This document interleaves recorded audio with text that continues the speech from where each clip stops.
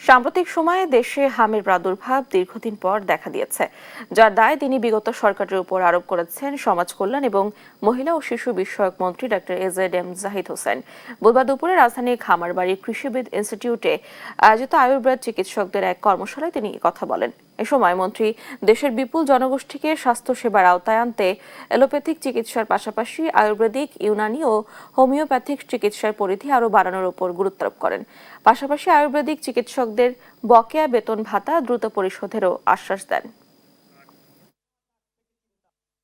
কাজেই মিজেলস তো আগেও হয়েছে, আমাদেরও মিজেলস হয়েছে, কিন্তু এইরকম মহামারী আকারে যে মিজেলসে ক্ষতিগ্রস্ত হয়ে মানুষ, বাচ্চারা মৃত্যুর কোলে ঢলে পড়া, এই যে হৃদয় বিদারক দৃশ্য, এটি কিন্তু বাংলাদেশ অনেক দিন পরে অবলোকন করলো, due to the negligence of the previous regime. কাজেই এগুলো কোনো অবস্থাতেই ক্ষমার যোগ্য না।